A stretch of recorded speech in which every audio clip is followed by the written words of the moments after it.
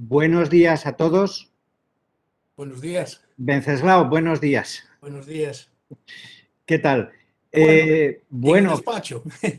bien, bien. Desgraciadamente tendremos que hacer esta presentación, este seminario invitado tuyo, pues a distancia todavía, ¿no? A través de videoconferencia, pero bueno, confío en ya saludarnos personalmente. El día 1 de diciembre te haremos entrega del Premio Nacional de Estadística en un acto y en ese momento, eso ya no tendrá que ser por videoconferencia, tendremos que hacerlo presencialmente aquí en Madrid, ¿eh? Muy bien. Pero bueno, pues dicho lo cual, voy a hacer una pequeña presentación de nuestro invitado hoy.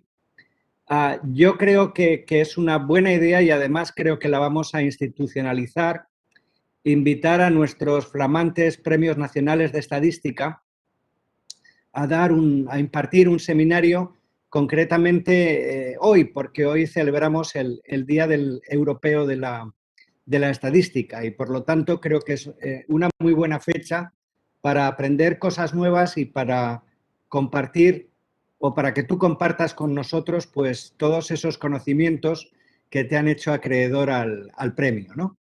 Voy a hacer un breve resumen de tus méritos, seguro que breve e injusto, ¿no? Porque son muchos y realmente cuesta trabajo sintetizarlos, ¿no? Pero bueno, voy a dar unas pinceladas. Venceslao González Manteiga nace en Brasil, obtiene la licenciatura en matemáticas por la Universidad de Santiago de Compostela. Voy a decir los años porque realmente es en 1979 y obtienes tu doctorado en 1982.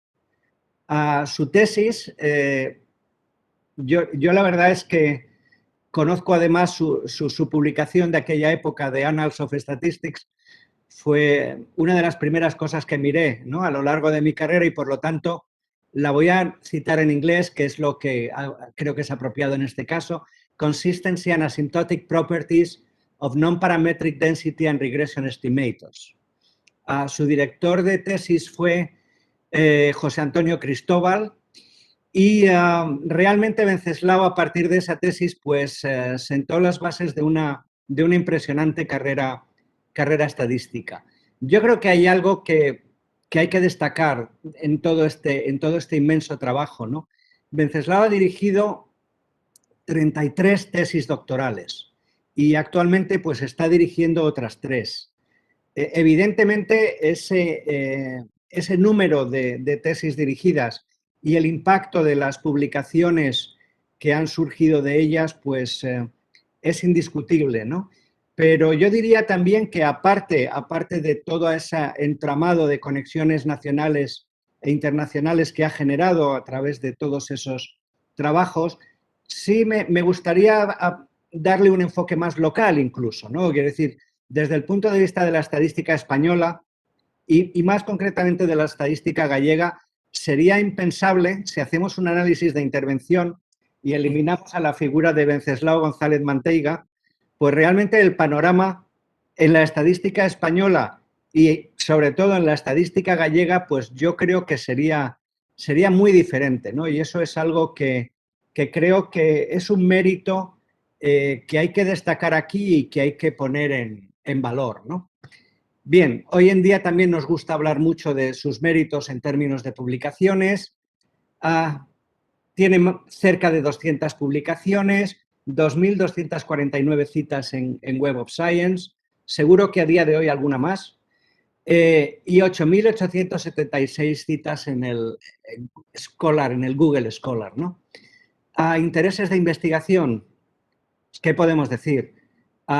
Curvas, suavizados, series temporales, redes neuronales, bootstrap, análisis de datos espaciales, análisis de supervivencia, poblaciones finitas, métodos de áreas pequeñas, bioestadística, econometría financiera, datos funcionales, bondad de ajuste, por cierto, es de lo que hoy Venceslao nos va a hablar en su conferencia, y tantas cosas más, ¿no? Sería realmente agotador describir todas sus líneas de investigación de este hombre que siempre me ha impresionado su curiosidad, ¿no? Por aprender y por desarrollar aspectos nuevos de la estadística. Voy a ir al apartado de premios y reconocimientos, porque ya digo que si no estaríamos aquí toda la mañana. Miembro de la Academia Gallega de Ciencias, de la Real Academia Galega de Ciencias, bueno, Fellow del Institute of Mathematical Statistics, y leo literalmente por sus influyentes contribuciones a la teoría de la inferencia no paramétrica, el bootstrap y el análisis de datos funcionales, y por su destacado servicio a la comunidad, especialmente en Galicia y España. Este es uno de los pocos españoles, entiendo, y creo que ha obtenido esta distinción. En 2020 recibió la medalla de la Sociedad Española de Estadística e Investigación Operativa y también el premio Sello Fundación BBVA a la mejor contribución metodológica en el campo de la estadística. Venceslao, me resulta muy difícil imaginar a alguien más idóneo para impartir la conferencia hoy.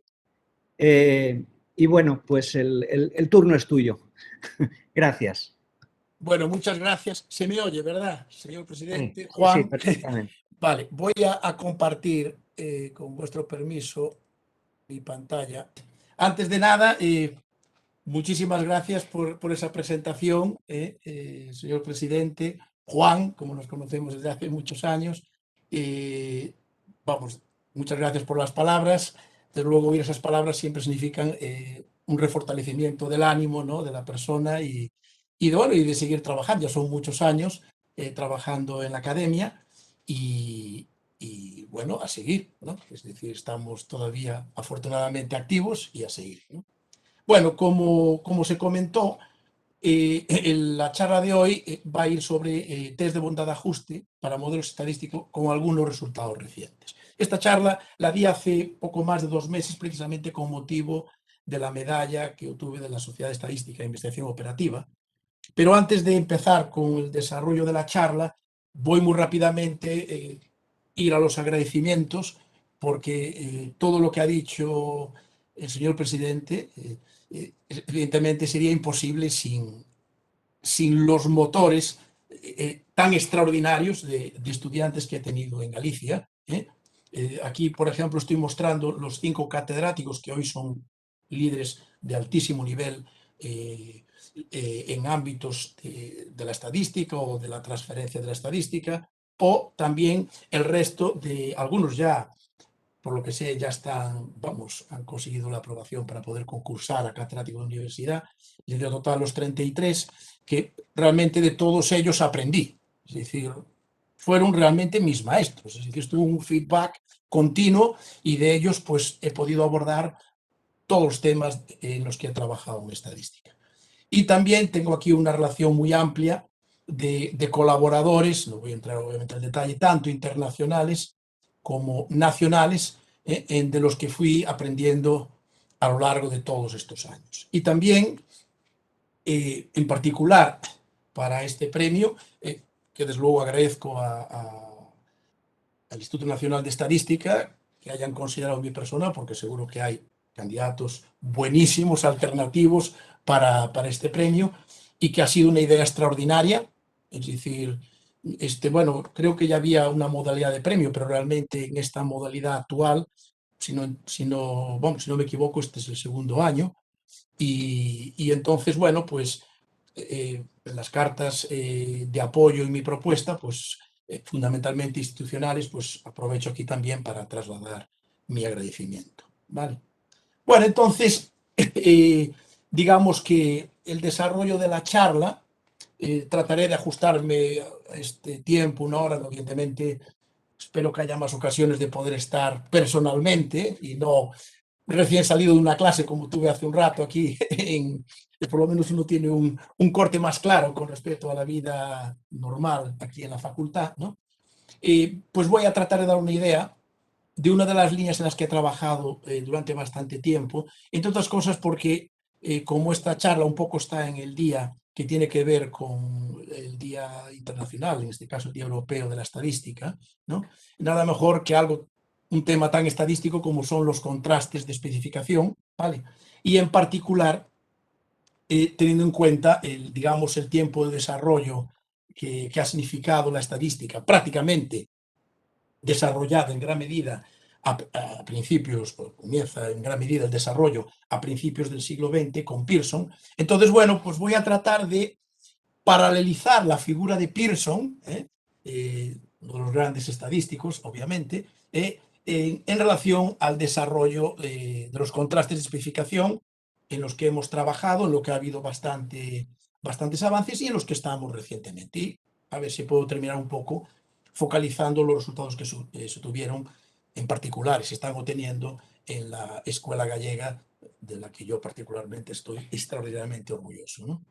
Bueno, entonces, como comentaba, vamos a empezar con las ideas básicas, y las ideas básicas del contraste de especificación están con Pearson, ¿vale? Ahí tienen en la presentación el texto de aquellos artículos que aparecían en las distintas revistas, fundamentalmente ligadas al Reino Unido, de las primeras ideas de lo que significaba especificar un modelo, ¿vale? Entonces, realmente, especificar un modelo, aquí en esta traspa tenemos dos aspectos que hay que diferenciar, ¿no? Uno de ellos es contrastar en un modelo paramétrico, ¿vale? Eso normalmente va a estar encaminado a simplificar algún modelo que ya sabemos que es paramétrico y está perfectamente controlado.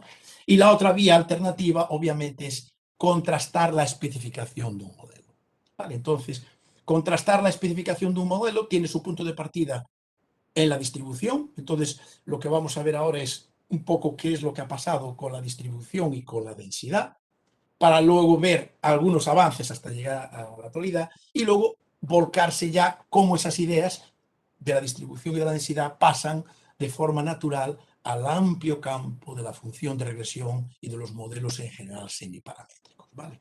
Entonces, contrastar la especificación de un modelo en su punto de partida conceptual de Pearson, pues era contrastar si la distribución de una variable poblacional es f sub 0 frente a que no. Esto sería el típico contraste sobre una distribución totalmente especificada, hipótesis una simple, o de forma más genérica contrastar si realmente la función de distribución pertenece a una cierta familia de modelos que queremos considerar, entre otras cosas, en estadística es muy habitual y estadística oficial y en general, tener modelos que tengan parámetros que sean interpretables, ¿no?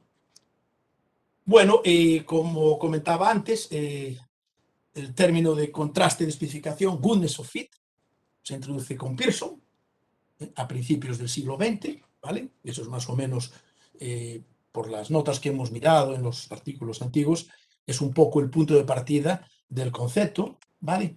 Y la idea de Pearson, que tantas veces habremos utilizado, o al menos en este mismo despacho en el que estoy, cantidad de veces, y vinieron gente del ámbito de la biología, de la química, de distintos contextos, que venían a hacer un test de Pearson, es decir, y la famosa fórmula que en este caso, pues, es algo así como un sumatorio. Tenemos normalmente una categorización, si estamos con variables discretas, o una categorización forzada, si lo hacemos a partir de variables continuas, como la diferencia entre lo observado, lo que reflejan los datos, lo esperado bajo esa supuesta hipótesis nula al cuadrado partido por lo esperado. Vale, esa es la idea fundamental que se traslada en los primeros artículos de Pearson al contraste de especificación y luego a contrastes derivados de ese contraste inicial, como el contraste de homogeneidad, contraste de independencia. Bueno, aquí ya damos un salto que quizá ya no sea tan conocido. Voy a tratar de ser... fórmulas van a aparecer, porque evidentemente la estadística matemática es inevitable que aparezcan las fórmulas, pero no voy a entrar en tecnicismos de cómo se hacen las demostraciones, nada, simplemente voy a ir un poco a las ideas, porque yo creo que es lo que se pretende, sobre todo en una charla como esta, en la que obviamente el público es muy diverso, ¿no? Entonces, una cuestión muy interesante, que ya da pautas para entender qué ha ocurrido con las dos vías de contrastes de especificación, es cómo podemos reescribir la fórmula del G cuadrado de Pearson, ¿no? Entonces, la idea podría ser muy sencilla, es decir, supongamos que queremos testar si una cierta función de densidad es una cierta densidad f sub 0, por ejemplo, esta línea azul que tenemos aquí, la campana de Gauss, lo que sea, con los datos tenemos un histograma y ese histograma lo hemos categorizado por clases. Entonces, si esas clases de alguna forma representan dónde voy a establecer mi contador de datos, entonces TSUN, la fórmula que tenemos es esta, pero con simples trucos aritméticos y de aproximaciones de Riemann, rápidamente uno ya ve que esto es algo así como una distancia entre la densidad que se trata de especificar y un estimador. Voy a utilizar muchas veces esta terminología, estimador piloto.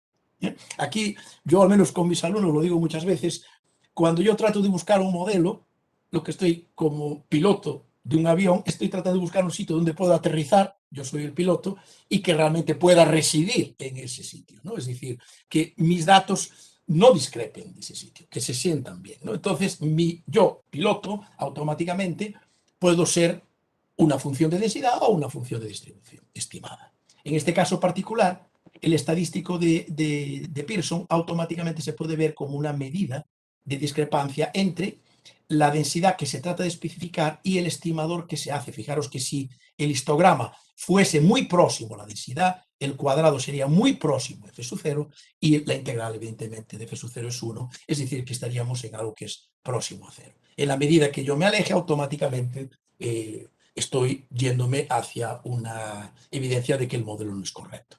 Bueno, esta idea, evidentemente, nos dice que la filosofía de Pearson tiene que ver bastante, curiosamente, aunque está pensada para datos categóricos, cuando la traslado a datos continuos, tiene que ver bastante con la suavización, como luego veremos, ¿vale?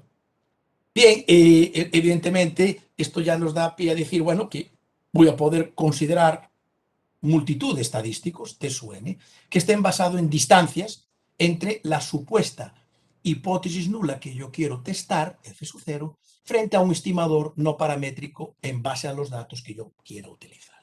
Y entonces ahí entramos en el lenguaje, como bien conoce también el señor presidente, de todo lo que ha habido en estimación de la densidad, si hacer el planteamiento L2, como Luc de Broglie decía muchas veces que el planteamiento adecuado sería L1, pero en general uno puede utilizar distintas medidas de discrepancia entre los correspondientes estimadores.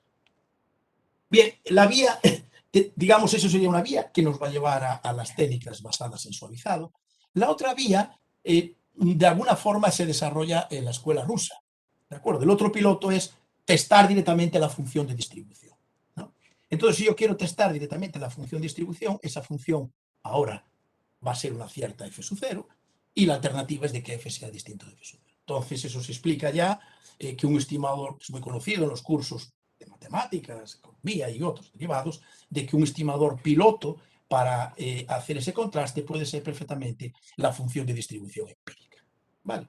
Bueno, entonces, automáticamente uno entra en la idea y dice, hombre, pues voy a comparar la función de distribución que quiero contrastar con la función de distribución empírica, que es la que voy a utilizar para estimar.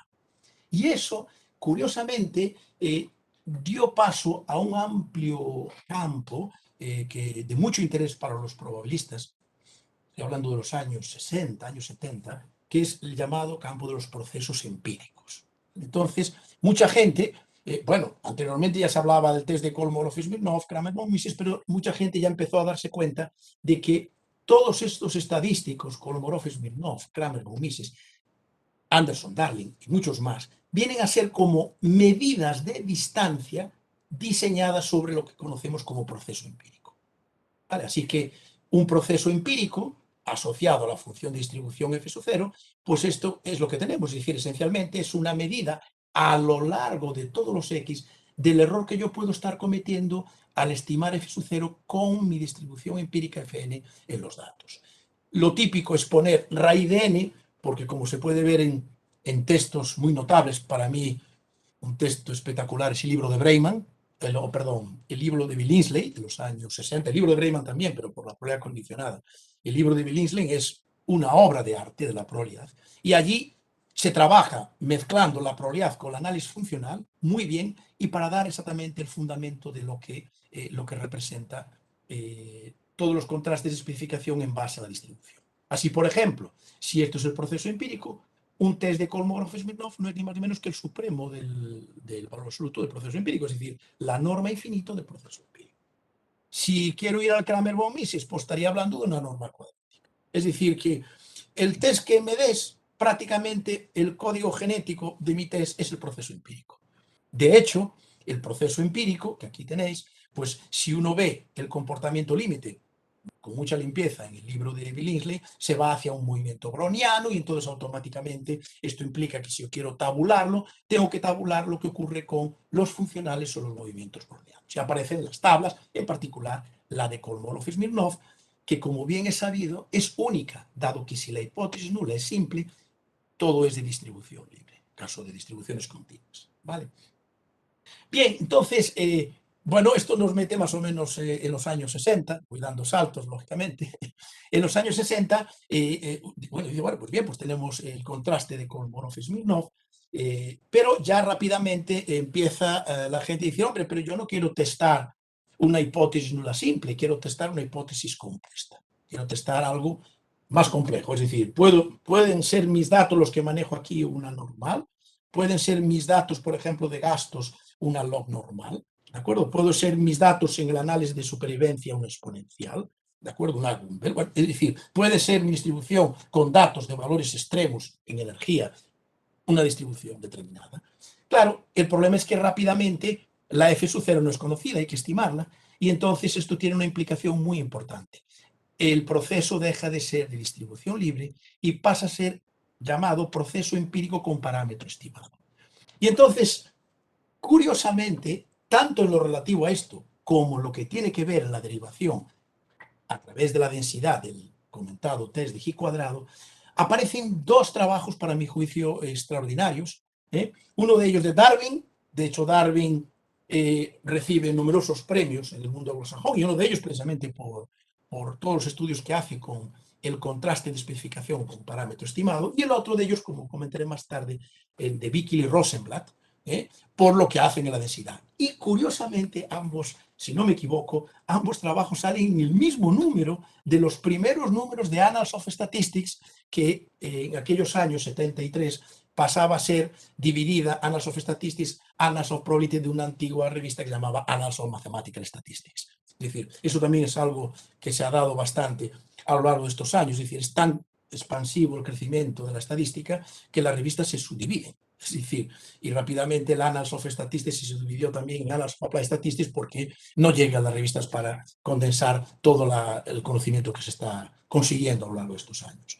Bueno, entonces, con el trabajo de Darwin de los años 70, se empieza a trabajar con el proceso empírico con parámetro estimado y se empieza a analizar qué es lo que pasa ahí. Y evidentemente el estudio que presenta es enormemente interesante, da una idea del impacto que tiene la estimación del parámetro que yo haga, que automáticamente destroza el aspecto de distribución libre, y cuya solución, de forma natural, yo mismo, con un trabajo posterior en los años 90, con el profesor Stute, vemos cómo, haciendo remuestreo, hay que pensar que en el momento que teníamos esto, años 70, no había salido todavía el Bootstrap, de del año 79, y entonces automáticamente todo era muy asintótico o por Monte Carlo, pero no era, digamos, un desarrollo, digamos, muy riguroso computacional de cómo calibrar las distribuciones. En cuanto a la densidad, como comentaba, también sale de forma paralela en ese mismo trabajo lo que sería, a mi juicio, yo siempre digo que esta fórmula de Bickel y Rosenblatt es una escritura moderna del test G cuadrado.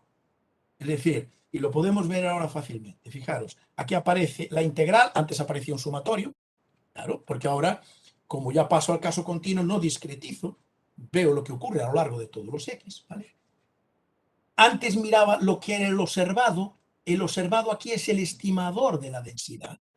El estimador de la densidad, evidentemente, es la probabilidad llevada al límite, ¿no? Entonces, esto sería un estimador. En este caso, ellos lo hacen con el método kernel. Yo voy a hacer la presentación con kernels, pero podría ser cualquier otro procedimiento, ¿vale? Y lo que él llamaba el valor esperado, en este caso será la esperanza bajo la hipótesis nula de ese correspondiente estimador. Al cuadrado. El RAID NH se pone aquí, podríamos quitarlo, porque el RAID NH me permite trabajar el lenguaje de procesos empíricos. Claro, no es rey de n, es rey de nh. ¿Por qué? Porque como estoy estimando en x, me interesa la vecindad.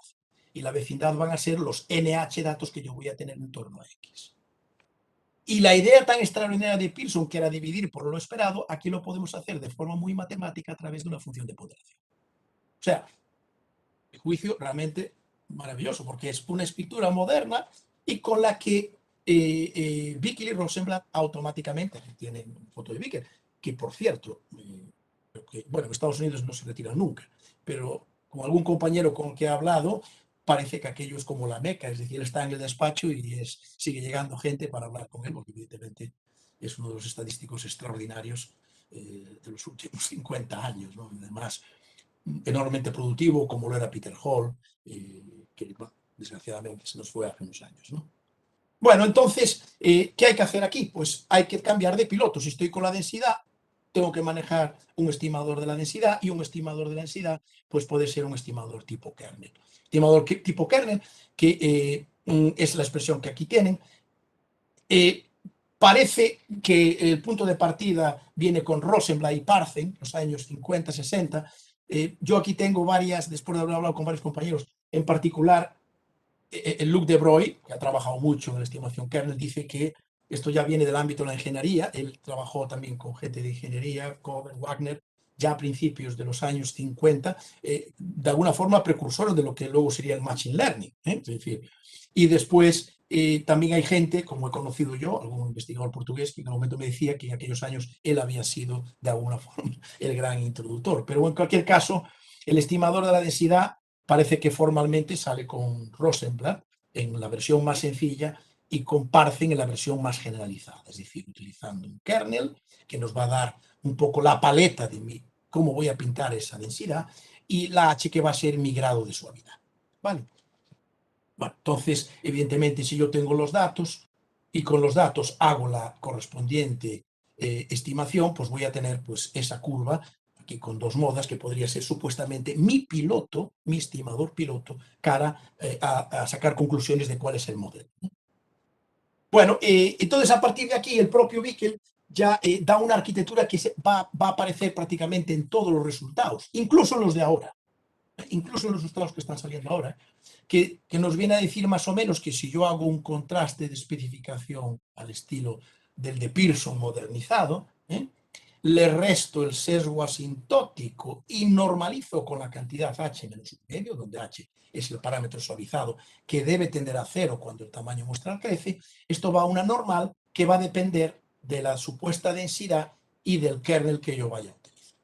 Vale, esto no voy a entrar en el aspecto matemático, pero la deducción de esto se hace en base a U estadísticos, ¿de acuerdo? En particular a U estadísticos generalizados.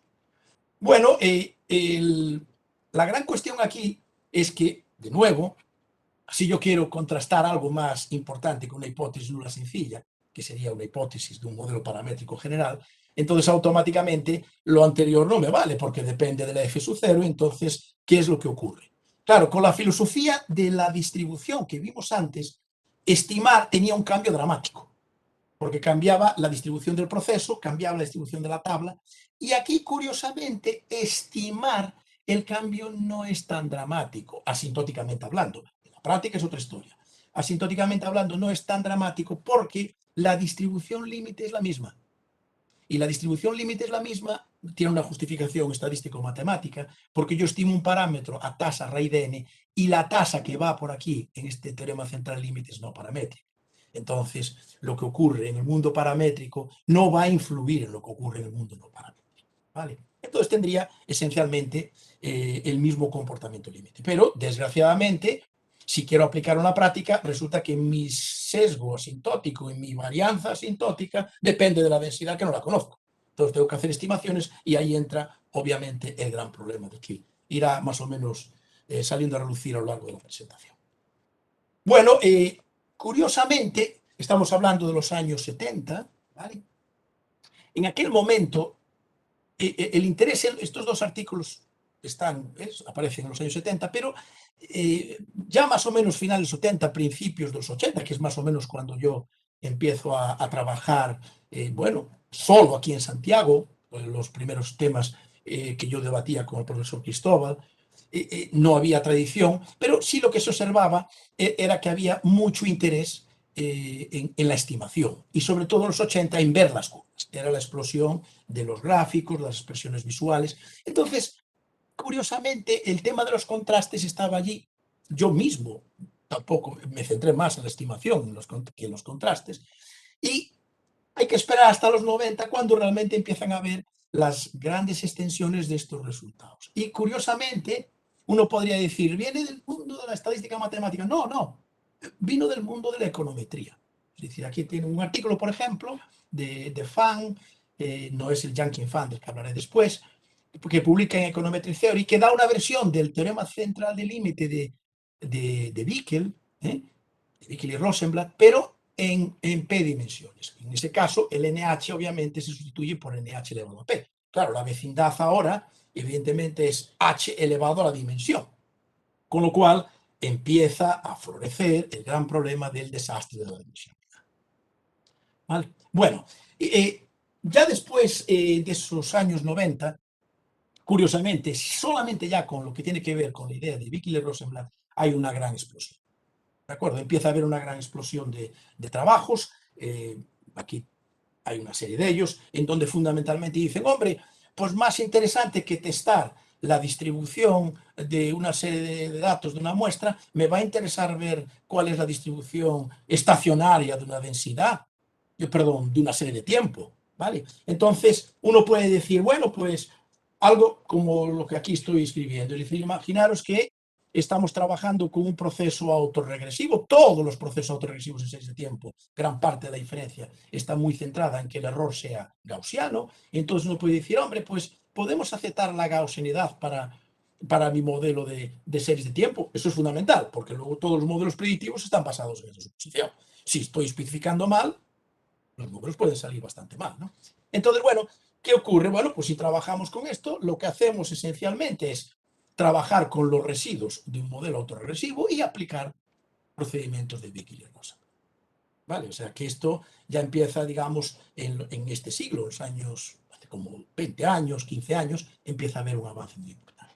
Incluso el avance va hasta a modelos mucho más sofisticados, como por ejemplo los modelos de difusión. Es decir, uno podría plantear, oye, mi proceso de difusión se puede ajustar razonablemente a un modelo, es decir, fijaros, datos de alta frecuencia en el entorno financiero, es decir, por ejemplo, cambio euro-dólar, año del 2019, datos cada 5 minutos. Oye, ¿puedo ajustar esta curva a un modelo determinado? ¿Puedo especificarlo? Bueno, pues también aquí, esto ya es Bickel y Rosenblatt de los últimos años, uno puede hacer, pues muy bien, pues lo que hacemos es centrarnos un poco en qué modelo se quiere ajustar. Si estamos suponiendo que quiero ajustar un modelo de ecuación diferencial estocástica, por ejemplo, un proceso de Austin-Uhlenbeck, en cuyo caso la volatilidad sería constante. Estos procesos, tengo que decir que se han utilizado hasta hace muchos, antes de la crisis, no sé si habrán cambiado con la crisis, pero antes de la crisis se utilizaban bastante para diseñar procedimientos de predicción de tipo de interés cruciales para diseñar productos financieros, hipotecas o lo que sea, ¿no? Es decir, que... Y entonces uno puede decir, ¿puedo aceptar que mi modelo de serie de tiempo sigue esta estructura? Claro, aceptar que siga esta estructura, es decir, por ejemplo, que el error que yo tengo aquí, que el error viene en términos de la ecuación diferencial estocástica, es un proceso de Wiener. Bueno, pues si quiero testar eso, lo que tengo que hacer es, obviamente, en el tiempo continuo lo voy a trabajar, discretizo mis observaciones y con las observaciones adecuadamente discretizadas, teniendo en cuenta que los incrementos del proceso de Wiener son gaussianos, pues transformo mi problema en testar estos residuos discretizados para ver si realmente siguen una distribución gaussiana. ¿De acuerdo? Por ejemplo, con Bickel y Rosenblatt. Y ahí tienen un artículo de Lee, 2006, y una versión incluso más reciente que salió en la revista TESS para situaciones de volatilidad estocástica. Es decir, que, digamos, el desarrollo va a modelos bastante complejos. ¿Y qué sucede? Pues un poco lo que veremos luego en lenguaje de regresión. En la cabeza uno tiene que tener prácticamente, a la hora de hacer este tipo de contrastes, 3 curvas.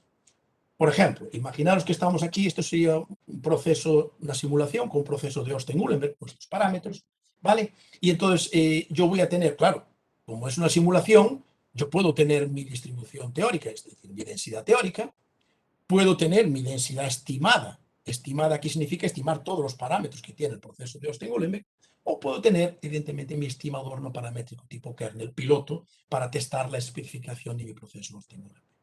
Y aquí ya, con esto, ya uno empieza a ver que algo que se resolvió muy bien en los años 80-90, de la elección del parámetro suavizado y un largo etcétera de cosas, en los contrastes todavía hay que ir más al aspecto exploratorio, porque no sabemos cuál es la ventana adecuada para el contraste. Y no lo sabemos porque no sabemos cuál es el modelo alternativo, típicamente. Estamos en un omnibus test y entonces uno quiere buscar una residencia, pero no está pensando en alternativas. Entonces, automáticamente, ese estimador piloto hace que uno pueda trabajar de muchas formas, eligiendo una ventana óptima estimada, la validación cruzada, o tanteando con diversas ventanas. Este, por ejemplo, es una simulación en donde ya vemos que el aspecto asintótico es sensiblemente peor que el aspecto calibrado por Gustl. ¿Vale? Es decir, no voy a entrar en los números porque evidentemente había mucho que hablar.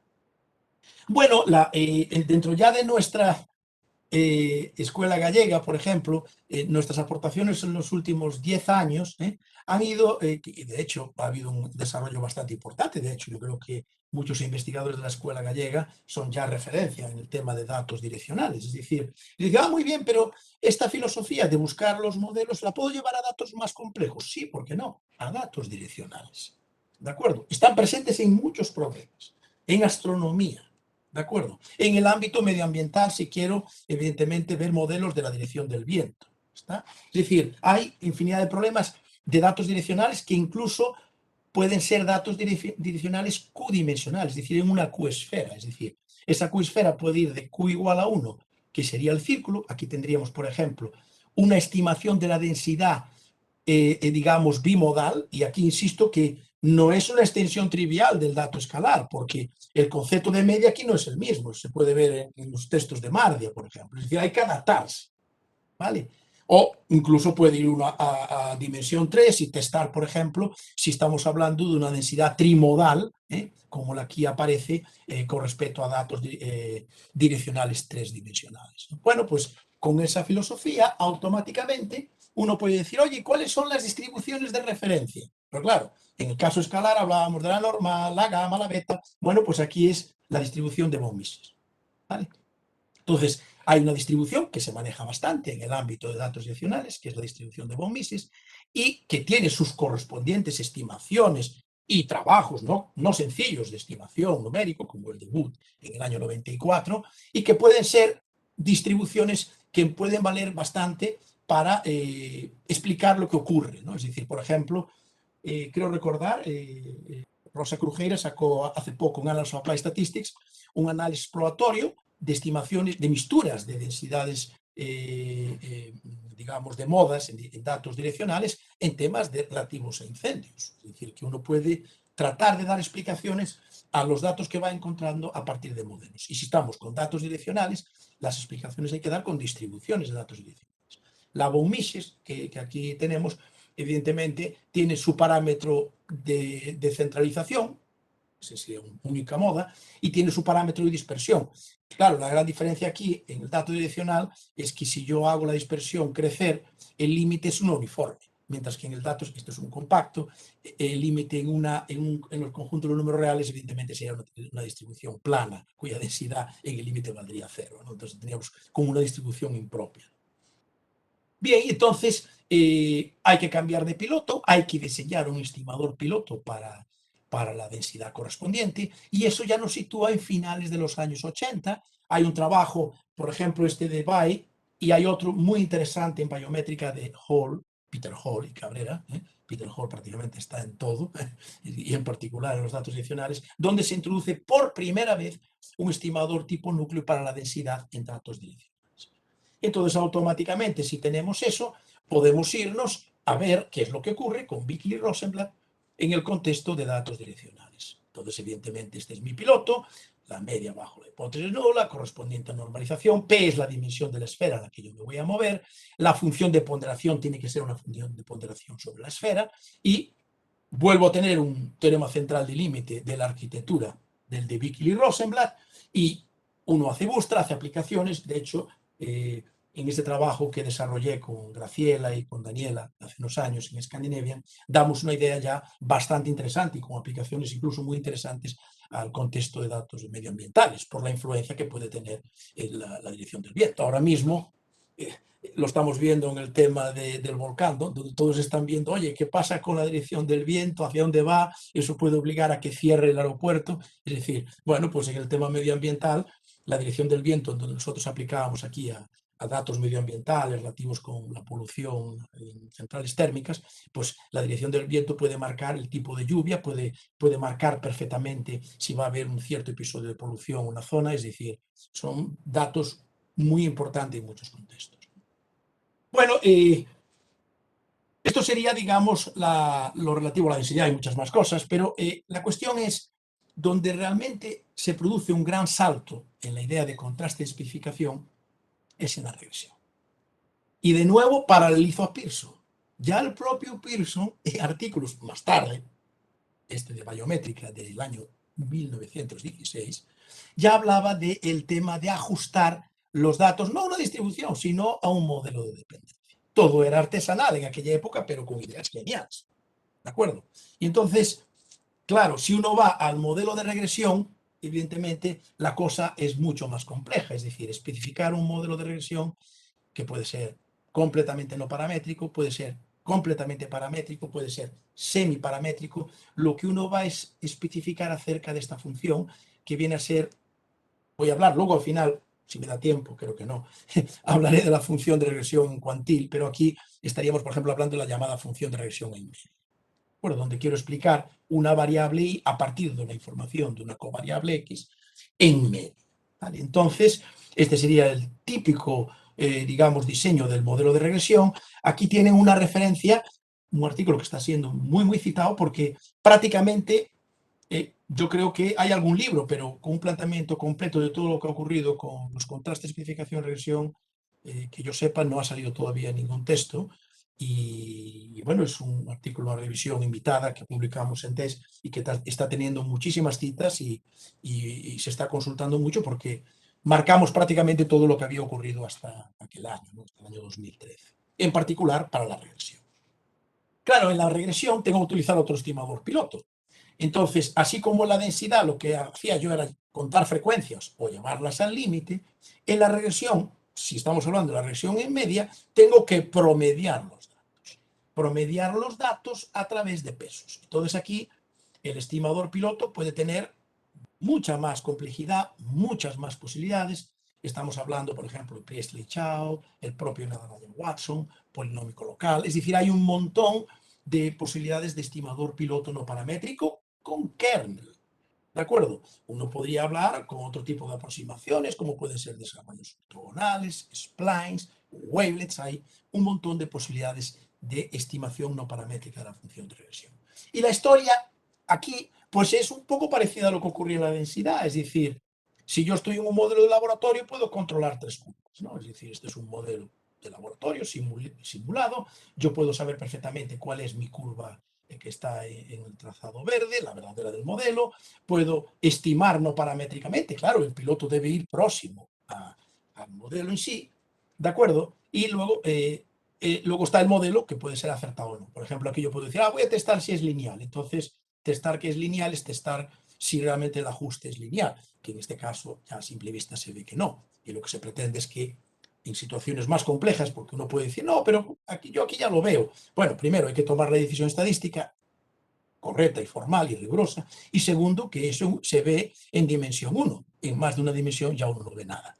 Es decir, ya la cosa se empieza a estropear notablemente.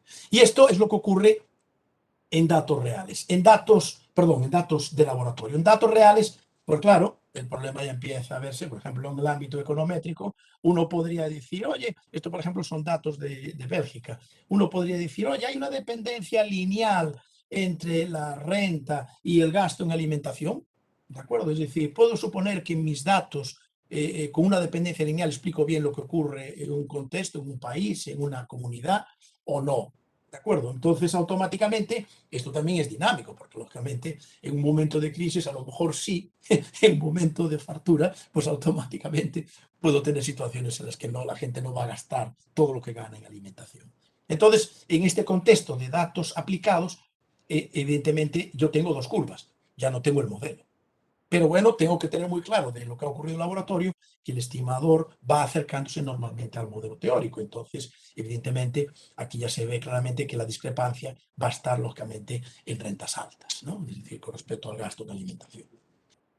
Bueno, en el tema de aplicación hemos hecho cosas interesantes, en particular en problemas, antes hablaba de problemas medioambientales, por ejemplo, hemos hecho aplicaciones muy interesantes con compañeros portugueses en el ámbito de la modelización de incendios, ¿no? Es decir, yo puedo tener grandes conjuntos de datos de incendios, estos son incendios de Portugal, aquí estamos hablando, por ejemplo, de 26.870 incendios, es decir, cada dato es un incendio, por así decirlo, y de ese incendio yo puedo considerar características como podrían ser, por ejemplo, la superficie quemada, como variable I, y, por así decirlo, la variable X que estuviese relacionado con la orientación, que en este caso sería angular, que tiene digamos, la zona de máxima propagación en el incendio.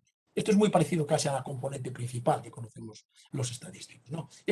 Normalmente esta componente principal, allí los portugueses la diseñaban los ingenieros, y entonces uno podría decir, oye, mira, podemos tener algún modelo de especificación para que podamos interpretar lo que va ocurriendo, porque claro, en el momento que tuviesen eso, automáticamente podrían caracterizar para cada incendio de alguna forma cómo está siendo esa dependencia entre la orientación y la superficie quemada. Con lo cual ahí tendríamos un modelo de regresión donde la variable predictora es direccional y la variable respuesta es escalar, porque estaríamos hablando de superficie quemada. Y uno podría plantearse si va a tener o no, digamos, impacto. Bueno, esto en los comienzos de los desarrollos en la regresión, a mí me gusta mostrar algunas fotos porque tiene que ver un poco con bueno, la gente que he tenido la suerte de debatir. Creo que el señor presidente conoce muy bien quién está conmigo, el profesor Wolfgang Hartle. Esto es una visita en la Oberwolfa, allá por los años 90, en donde hablábamos un poco de lo que luego fue su famosísimo artículo con Mamen del año 73 en Annals of Statistics, que por cierto, él siempre me decía que ese artículo lo había enviado a Econométrica, en Econométrica se lo habían rechazado, decía, hombre, ¿cómo rechazar en Econométrica? Y en Annals of Statistics lo recibieron, digamos, en la alfombra roja, por así decirlo. De hecho, el artículo tuvo muchísimo impacto, es decir, en particular en mis investigaciones, ¿no? Bueno, en aquellos mismos años también trabajamos bastante en el tema de estimación de regresión con José Manuel Prada y Ricardo Cao. Ricardo Cao, de alguna forma, trabajó bastante en la línea del suavizado y del bootstrap, hizo avances muy importantes. Intercambié muchas ideas con Antonio Cuevas, muchísimas ideas, ¿no? Una gran persona y un gran científico en temas que tienen que ver también con suavizado, la densidad. Uno de mis maestros con los que aprendí mucho, Steve Mayron, también hizo bastantes desarrollos en la línea de contraste de especificación. Steve es la persona que está más próxima aquí en la foto. Esto es con motivo de un congreso tuvimos aquí de no paramétrica en Santiago, allá hace ya unos años finales 90. Otras personas con las que aprendí mucho, intercambié bastantes ideas, más del mundo de la economía y de la econometría, como son Miguel Delgado y Javier Hidalgo de la London School. Pienso que compañeros en algún momento del señor presidente, pero no tengo muy seguro, pero no sé si llegaron a coincidir en la London School, pero bueno, muy interesados también en este tema, los dos, en el tema de especificación, y desde luego del profesor Stute, que para mí es uno de mis grandes maestros. Aprendí muchísimo con él en mis visitas a Alemania a lo largo de los años, en sus visitas, y aquí tiene una foto con motivo del honoris causa que se le concedió por la Universidad de Santiago en el año 2008. Y desde luego, no puedo dejar de mencionar, por supuesto, a mi director de tesis, al profesor José Antonio Cristóbal, porque desde luego en un momento tan complicado como eran los principios de los 80, en que no había ninguna tradición en la no paramétrica, Incluso muchas conversaciones con compañeros de aquella época decían, no, ese es un tema acabado, agotado. Y bueno, yo no tenía esa convicción, desde luego. Y el profesor Cristóbal tampoco. Y yo creo que tuvimos conversaciones muy interesantes y aquí lo ven, yo creo que con una cara de mucha felicidad porque era un día de celebración por su, bueno, su prejubilación, vamos a llamarle así, que luego siguió activo, pero bueno, era un momento así de celebración. Bueno, entonces, las ideas todas estas, con toda esta gente y con todo este desarrollo matemático, desembocan en, igual que antes hablábamos de un proceso empírico para la densidad, aquí hablamos de un proceso empírico para la regresión. Entonces, de nuevo está Pearson presente aquí, porque tendríamos el estimador no paramétrico de la función de regresión, la esperanza del estimador no paramétrico de la función de regresión bajo la hipótesis nula adecuadamente normalizada. Si esto lo considero como función de X, es un proceso empírico. Y es un proceso empírico local con parámetro estimado.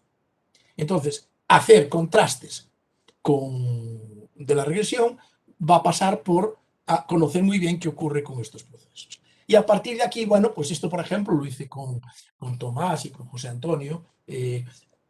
Uno puede decir, voy a contrastar si mi ajuste es local, y de aquello utilizábamos un estimador polinómico local, lo calibrábamos con Bootstrap, y entonces uno tiene un procedimiento asintótico, pero también práctico, con remuestreo, para poder testar cualquier ajuste. Es decir, es que esto es muy universal ya, porque ahora, es decir, esto establece que cualquiera científico que tenga interés en ver si su modelo es correcto o no, pues yo puedo establecer procedimientos de especificación, ¿no?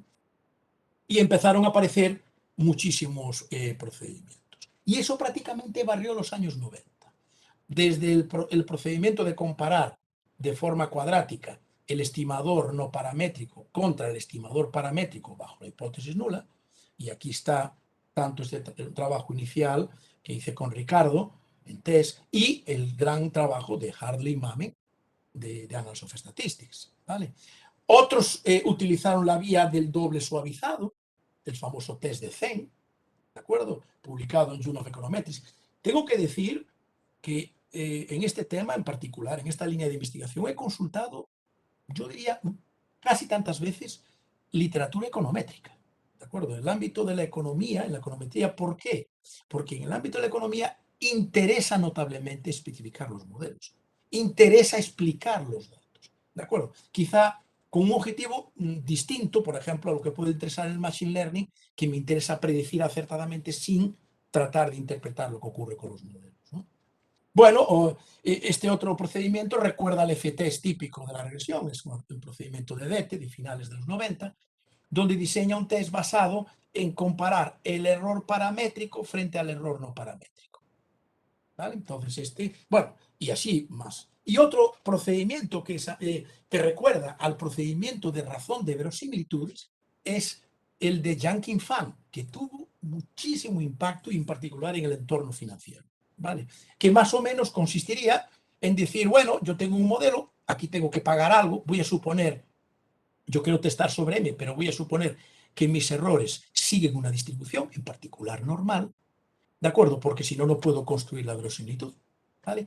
Y entonces automáticamente, con esa suposición de normalidad, voy a contrastar si mi modelo es lineal o lo que sea, frente a la alternativa. Y la alternativa normalmente, y esto es un mensaje para toda la gente de análisis funcional, típicamente es un espacio funcional, ¿de acuerdo? Que puede ser un espacio de dos, un espacio de Sobolev. Es decir, aquí es de una cierta competencia para análisis funcional porque mi alternativa va a estar en un espacio de funciones que yo quiero que sea lo suficientemente grande para incluir lo que podría ser la alternativa.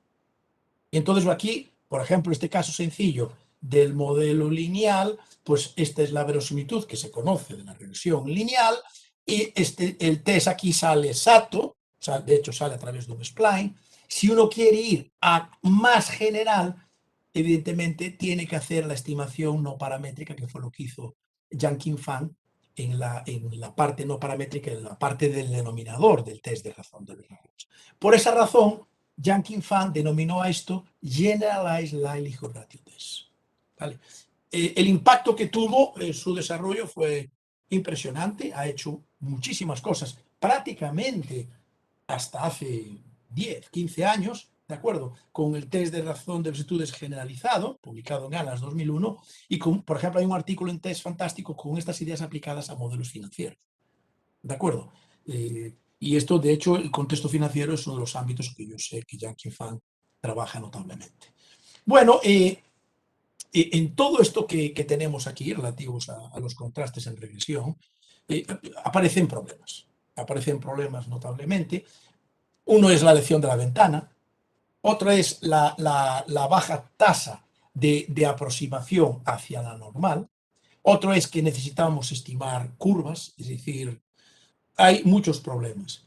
Entonces, eso hace que ya más recientemente, en los últimos años, se diseñen procedimientos para aliviar esos problemas y en particular, por ejemplo, con la profesora Ingrid Van Kellington, yo tuve la ocasión de colaborar bastante en una idea, y con un compañero aquí del departamento, el profesor César Sánchez Sellero, en los modelos tipo localización y escala.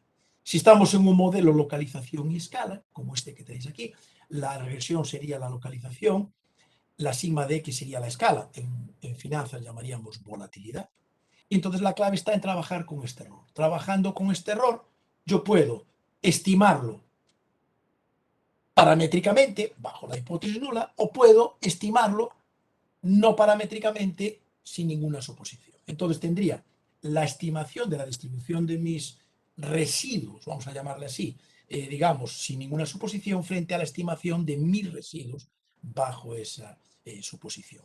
En este contexto, la influencia de H va a ser muy, muy inferior a las ideas de los 10 años anteriores, y entonces uno puede trabajar, habría que estimar la varianza, y puede trabajar comparando estas dos estimaciones. Entonces ahí tenemos algún trabajo con Ingrid de hace unos años, también de bastante impacto, y con extensiones ya posteriores al caso multidimensional. Y esto nos llevaría a diseñar muchos procedimientos. Por ejemplo, un procedimiento del tipo Kolmogorov-Smirnov, un procedimiento del tipo Kramer-Mises, ¿de acuerdo? En base a los residuos. Esto es con el lenguaje de distribución.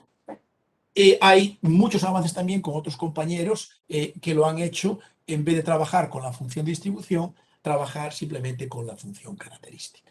¿Vale? O sea que aquí tendríamos... Y ya una última idea que tuvo un impacto muy grande también,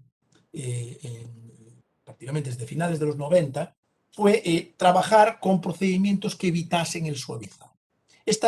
Yo siempre le llamé la idea de Stutte. Stutte hizo muchos avances probabilísticos con esta idea, pero realmente la idea viene otra vez del mundo econométrico, y yo creo que el primer trabajo donde ya se digamos, usa la idea de función de regresión integrada es un trabajo de, pues creo recordar, de Behrens, es decir, de unos años atrás del famoso artículo que voy a comentar ahora de Stutte, ¿no? Entonces, la idea es, en vez de trabajar con la función de regresión, que requiere de un parámetro suavizado, integrémosla.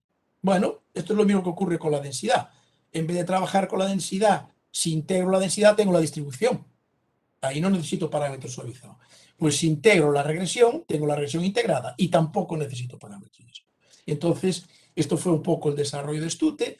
Cogió la función de regresión integrada, estimó empíricamente la función de regresión integrada, estimó lo consistente y comparó no paramétricamente la estimación empírica, que no necesita de parámetros suavizados, contra la correspondiente estimación bajo la nula, que puede ser simple o puede ser obviamente compuesta. En el caso de simple, que es lo que tenemos aquí, es el resultado de otro artículo. Si hablamos de artículos de altísimo número de citas, desde luego uno de ellos es el de Hardel y Mamen, en lo que sería la parte de suavizado, y en lo que es la parte de regresión integrada, sería el trabajo del profesor Stutte.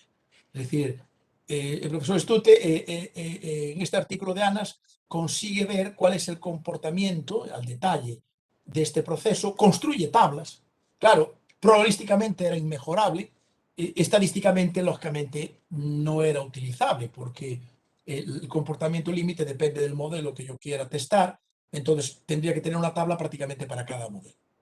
Y entonces eso hizo que una de las reuniones que tuvimos posteriormente en Santiago, pues pensásemos en la idea de bootstrapear, ya sabíamos lógicamente del bootstrap, bootstrapear el proceso, y eso permitía de alguna forma extender algo que hizo que, bueno, que nuestro trabajo en JASA sea hoy un hot paper, es decir, por primera vez dábamos ideas, había algo de ideas del Bootstrap en regresión, pero fundamentalmente para estimar sesgos, varianzas, pero no para el contraste.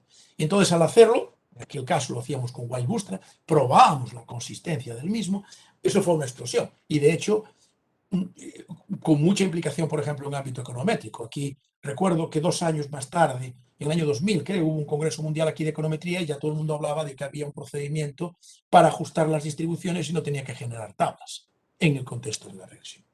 Y todo esto tuvo mucha proyección, mucha relevancia y mucho debate. Es decir, esto es una foto del congreso de no paramétrica que organizamos aquí en el año 2000. Se puede ver, por ejemplo, el profesor Peter Hall, el profesor Stute, estaba Peter Robinson, bueno, prácticamente las referencias que había en el ámbito. Y desde luego, cuando digo mucho debate, porque había una gran confrontación entre los que utilizaban las ideas del suavizado frente a los que utilizaban la idea de utilizar la regresión integrada. Ahí, por un lado, el profesor Stute, yo creo que estaba un poco solo en esa reunión y tuvo que luchar con varios con la idea de que, como decía el profesor Stute, las técnicas de suavizado habían muerto porque con la regresión integrada no era necesaria una ventana, ¿no? Bueno, ahí hubo mucho debate y no voy a entrar en ello. Y entonces, automáticamente, el siguiente debate que hubo, y ya voy orientando, creo que estamos hablando aproximadamente de 1 hora, ¿verdad? Sí, vale. Entonces, bueno, voy a utilizar unos 5 minutos más, por lo menos, para dar algunas ideas, que sería un poco el tema de la alta dimensión. Fijaros que la alta dimensión aquí puede ser que yo tenga muchas variables explicativas o que tenga muchos datos, lógicamente. Es decir, datos masivos o datos de alta dimensión. Entonces, de nuevo, en paralelo a Pearson, claro, lo que pasa es que sus números de alta dimensión o tamaño muestral, como trabajaban con tablas para n igual a 30, 35, 28, no tiene nada que ver con la actualidad, con n 28 millones de datos, a lo mejor, que podemos tener fácilmente en cualquier problema. Entonces hubo una adaptación de los distintos procedimientos a la alta dimensión. Y la adaptación, fundamentalmente, para lo que son las técnicas de suavizado, se hizo a través de proyectar. Es decir, en vez de trabajar con un estadístico, lo que trabajamos es con el supremo en todas las posibles proyecciones. Y eso alivia el tema del desastre de la dimensionalidad. Y esa misma idea también se hizo con los procesos empíricos de Stute, en una tesis extraordinaria, una de las mejores tesis que he conocido, la tesis de Scanciano. Espectacular, espectacular. Donde él da una extensión de gran aplicación, evidentemente, para la situación multidimensional de alta dimensión a través de los procesos proyectados, ¿no?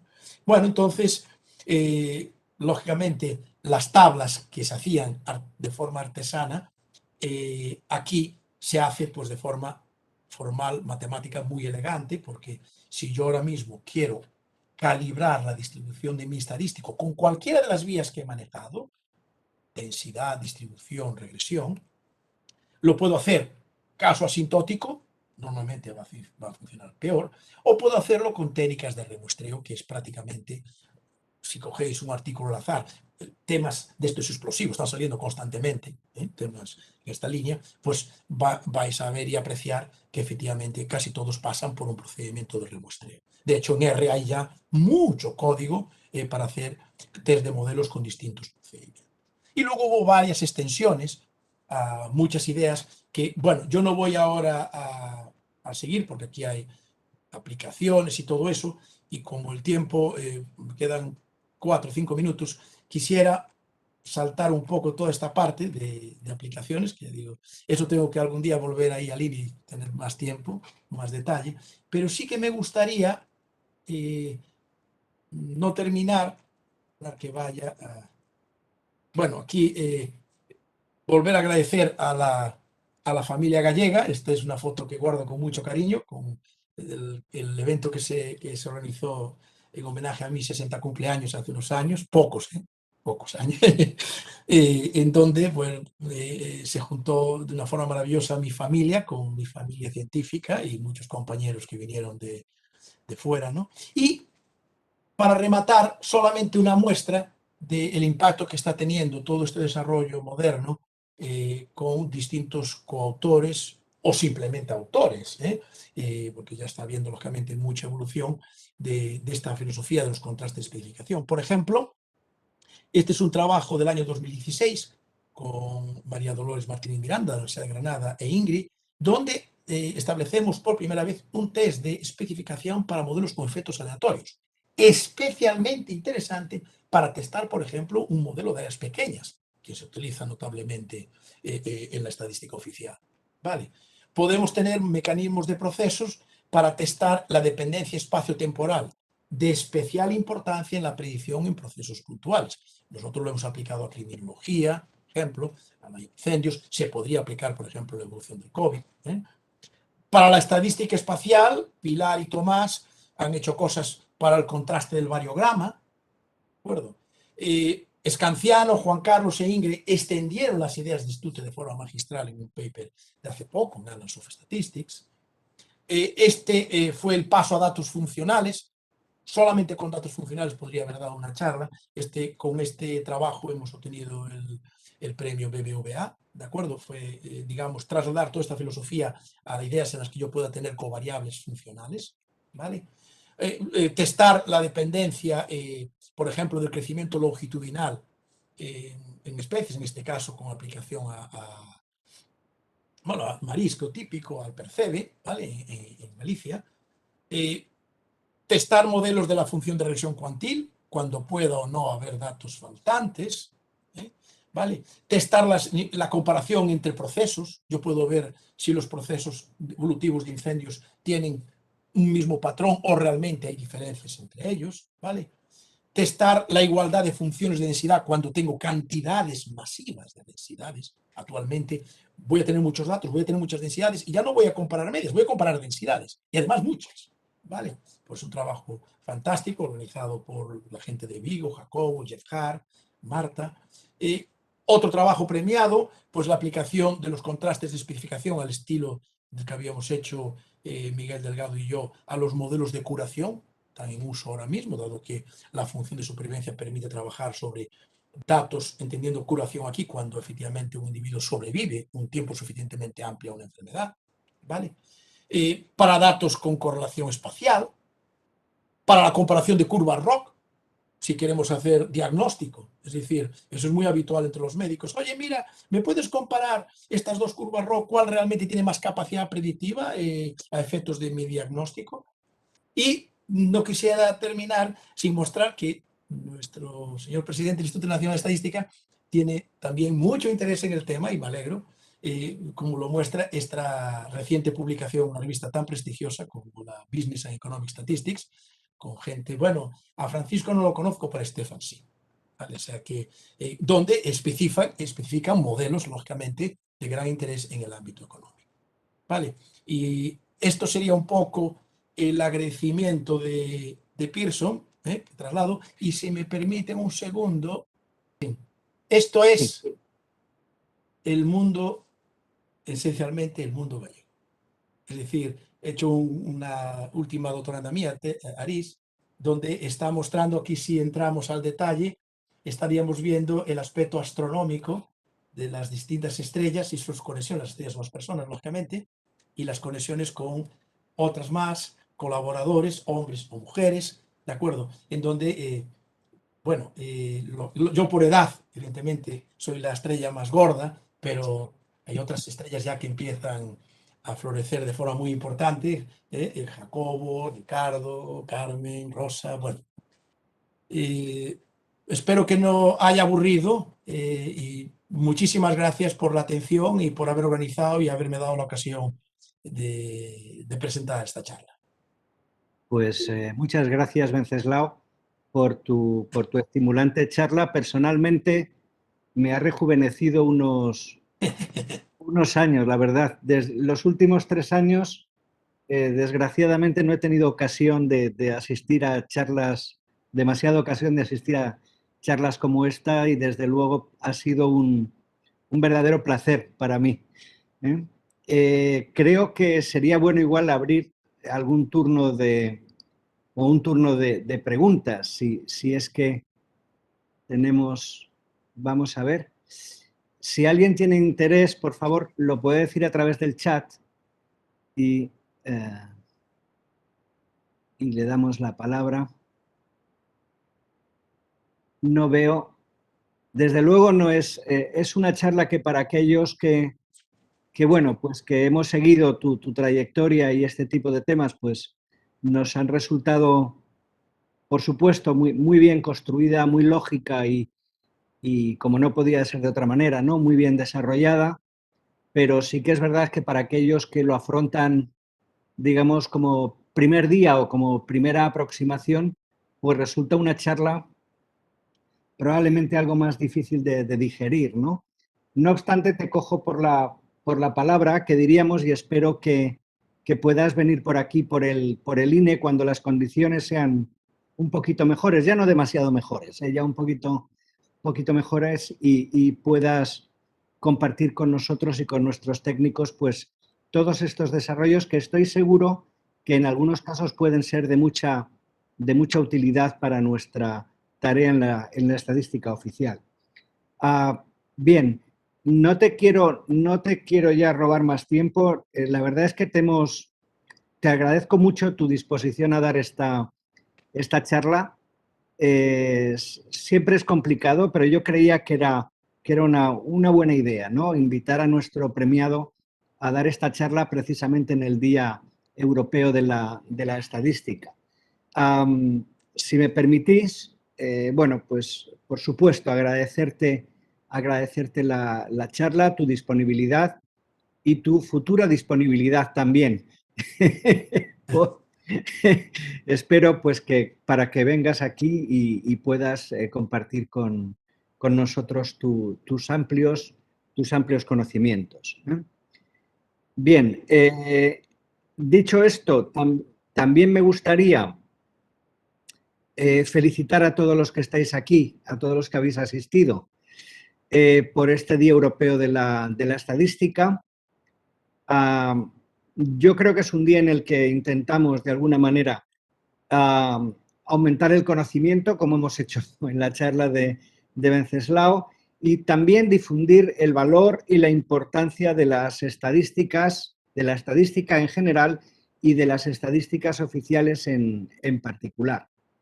Aprovechando este día también, me permito recordaros que hoy inauguramos, a partir de las 11:30, es decir, ya es posible visitar, la muestra dedicada a la publicación del Anuario Estadístico del INE. Es algo que hicimos virtualmente el año pasado como conmemoración del 75 aniversario de la institución.